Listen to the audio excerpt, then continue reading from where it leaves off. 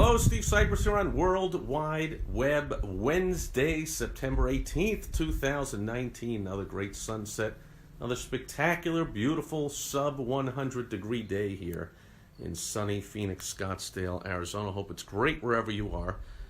And so you notice my use of the word this, T-H-I-S, this, in the title of today's video.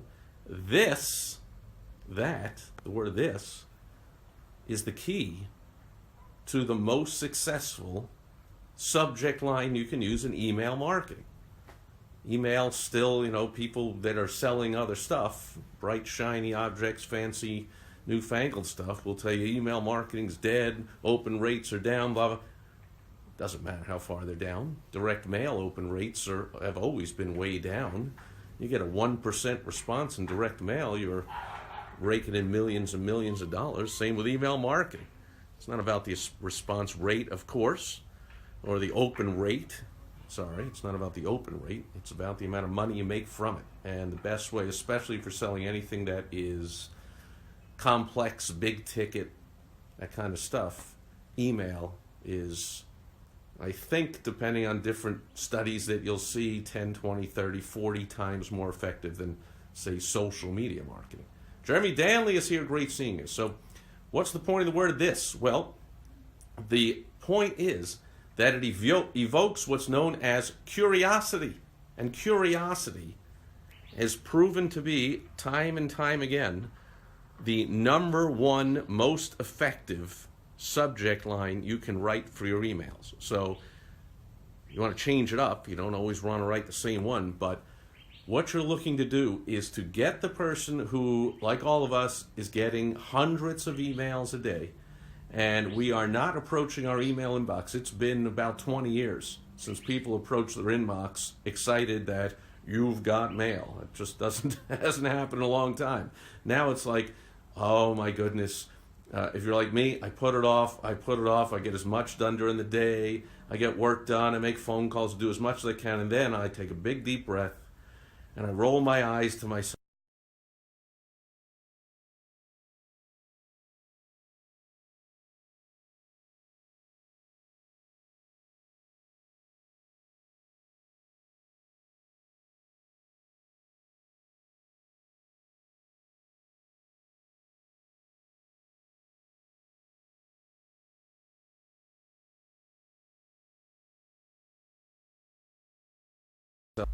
Oh, we're back. I'll have to end it quickly. I got a bad internet connection for a change here at my own home. And so I'm sure I'm just like you and everybody else. We open our inbox and our email every day dreading it and looking to delete as many emails as I can. Look at the light reflecting off my shiny, ridiculous bald head. Attempting to stand as close as I can to the house. Let's venture out a little bit, take a chance. And so you need to get those emails opened. You need to get them not deleted. People just go, who's that from? No. What's that about? No. So if they know what it's about, they know what the point is, what's the point of opening the email? They don't have to. We can speed right through it. But when you use curiosity in the subject line, well, geez, now I got to open it to see what it is. Boom! You win. It's the #1 rule of email marketing. You got to get them to open the email or they can't read it, right? And if they can't read it, they can't click on it. It's another lesson for another day. But it starts with getting them to open it. Curiosity, the best way. So when I use the word this, that's, there's all different terms for it, opening a loop or whatever we're going to call it, but the mind seeks completion. The mind just wants to know now, and your best prospects will be ones who want to know. Someone who's not at all interested in your product or service will go, who cares? This is, let's say that you are a heating and air consultant. You would say, this is the best way to save money on your heating bill. Somebody doesn't care about that, they're not opening it. This is the best way to stop your old system from breaking down completely in the middle of the night and leaving you freezing cold in the middle of the winter. Well, if I've got an older system, which means I'm a great prospect for a heating and air guy to do the repair now, pre-season, and get some kind of special and get some cash rolling in the off time of the year, I'm going to open that email. So again, this is a trigger word that's curiosity. I got to open it up. I got to read the rest to find out what this is. If I just said, here's another good curiosity-inducing word. Here's the 3 best ways to do this. Well, I got to open what? I got to open it to find out what's here. Got to find out, is Steve full of crap? Are people looking on, should they watch this video? Is he full of crap? Is he really going to, does he know what is the best subject line? Is he really going to teach us that? Is whatever he says going to be true? Well, I got to watch it now because I got to know what this is. If I would have just put a title with no curiosity, I could have put, using curiosity in your email subject line is the best way to get it opened. How many people now would have clicked to watch this video? Maybe not 0. Some people wanted to see the light shining off my bald head or the sunset in the background, or they like to see what stupid red Hawaiian shirt I'm wearing today. Who knows? But it would have been very, very few. Why bother? Why do you have to watch it? Why do you have to click on it? Okay, but as soon as I said the word this, holy crap, now we got to go through when he says hello and what's the weather and what day it is and tell a little story until he finally gets the damn point already. See, I induced all of that by using curiosity. That's what you ought to do. So use curiosity. Now, most people don't do this. I shake my head, I roll my eyes again to myself when I see subject lines where people spill the whole beans. And now I have no reason to open it, which means I can't read the bulk of what you're trying to tell me, and I can't get persuaded as you want to persuade me. You're attempting to persuade me with like 10 or 15 words or 5 words in the subject line? What are you doing?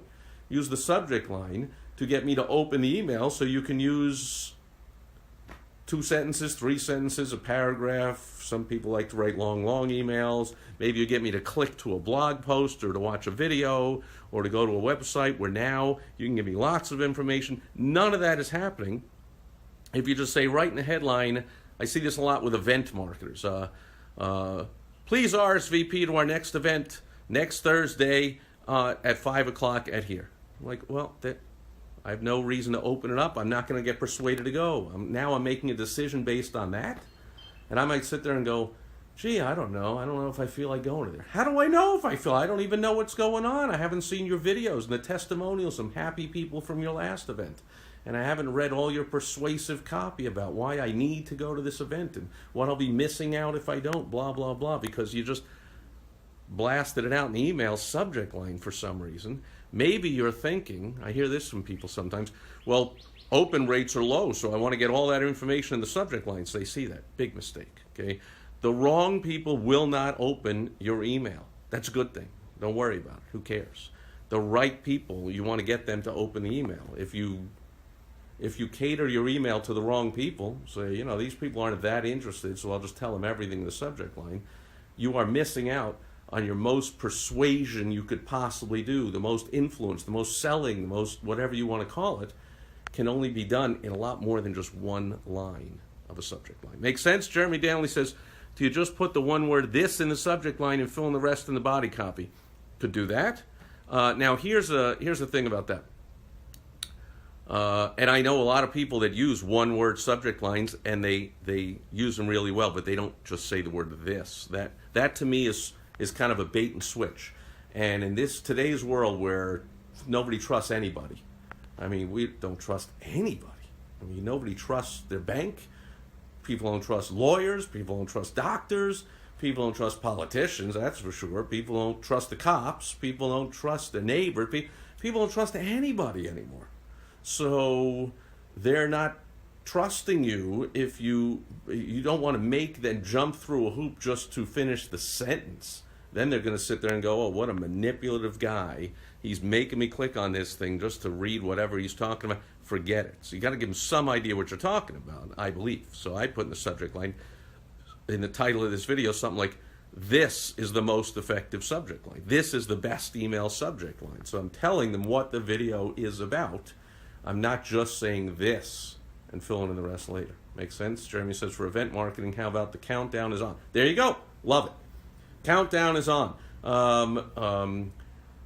The clock is ticking. We are revving up.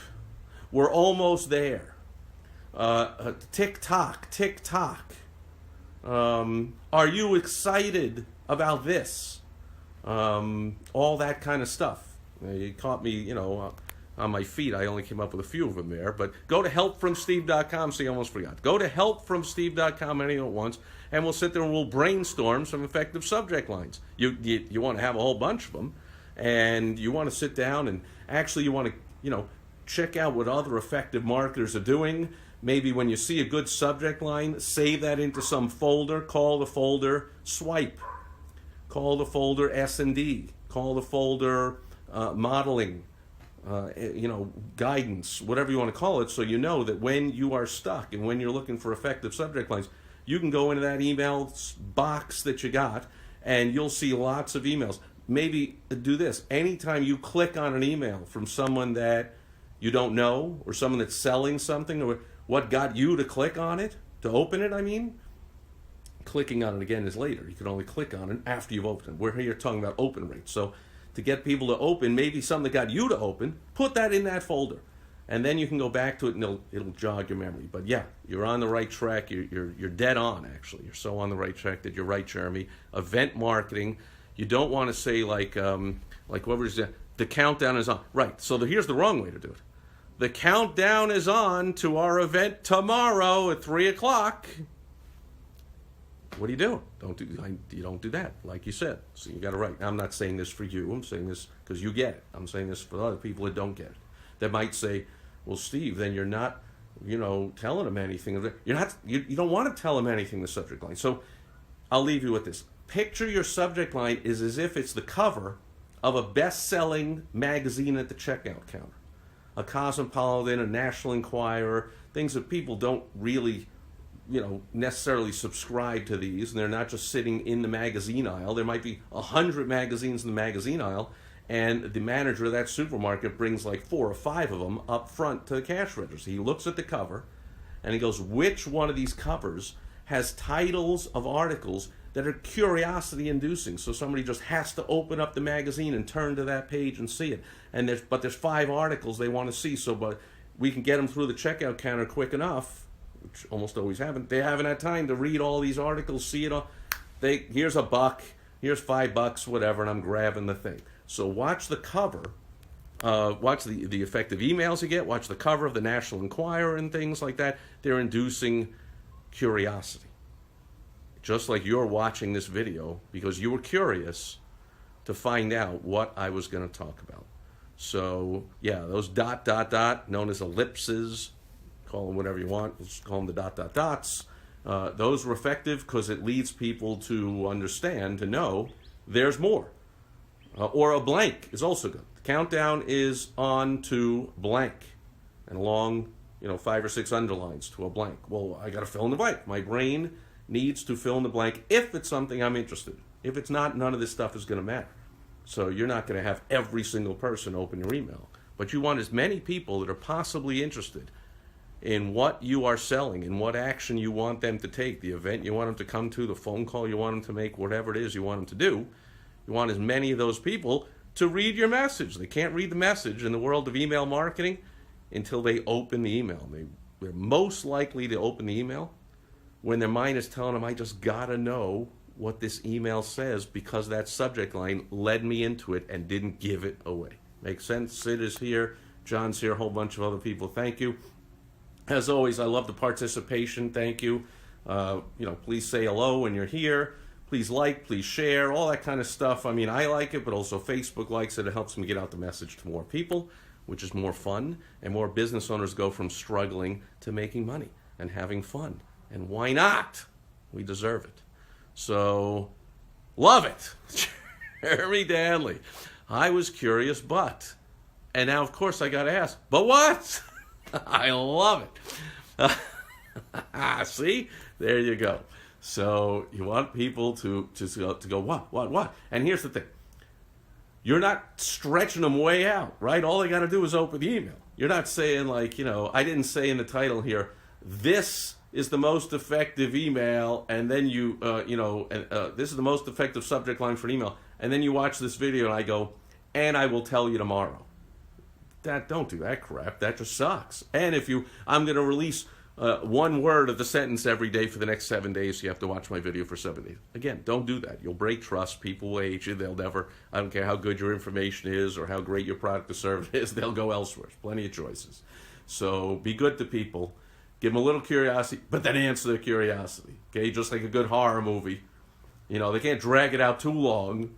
They like to drag it out a long time, right? Who's in that closet? Don't open the closet. Don't. The music. But you know, come on already. We get behind you. Okay, so curiosity. Human mind loves it. It's human behavioral psychology, folks. Everything I talk about is human behavioral psychology and or math. That's the key to getting people to do what you want to do. You got to know the math. You got to know and use the human behavioral psychology. It's human nature. It's been around forever, as long as I've heard anybody knowing, which tells me I can predict. I believe it'll be around forever. So if you learn one skill in business, it's going to be around forever. Technology comes and goes, products, services, people, maybe where you're located, what you sell, everything changes. But human behavioral psychology, man, become a student of that. Fair enough? And you become a student by watching my videos every day, or get some one-on-one help by going to helpfromsteve.com, and I'll help you one-on-one. And Jeremy, is that the finish? I was curious, but I'm also a Steve Sipress fan. I really appreciate that, Jeremy, and everybody else who is a fan. And of course, Jeremy, if you're not, anyone who's watching this is not a fan of Jeremy Danley, you ought to be. Jeremy is one of the best comedians, professional comedians out there. He does a live video himself every single day at 4:20 Eastern Time. He calls it the 420 Report. He does it around 4:20 every day. And while he's gallivanting all over the country in high demand, performing at shows all over the country, always to packed houses, always delighting the crowds, and he shares some of that every day here on Facebook. So I, as well, am a big fan. And then as a business person and a marketer, well, as good a comedian as Jeremy Danley is, he's 10 times better a marketer, which I really enjoy and I'm really a big fan of, and I love seeing, because there's a lot of funny people out there. Leave my looks out of it. I know people are filling in the blank there. But there's a big difference between being funny and making a lot of money being funny. Jeremy Danley is fantastic at both. There you go. So I'm a big fan as well. That'll do it for World Wide Web Wednesday as the sun sets in the west. I'll be back tomorrow on Throwback Thursday. We'll open the vault and check something out, blast from the past. I'll share a business lesson with you, and I'll catch you over at helpfromsteve.com, and I'll catch you back here tomorrow. Thanks everyone for being here today, for the likes, the shares, the interaction. Over and out. Catch you tomorrow. Bye-bye.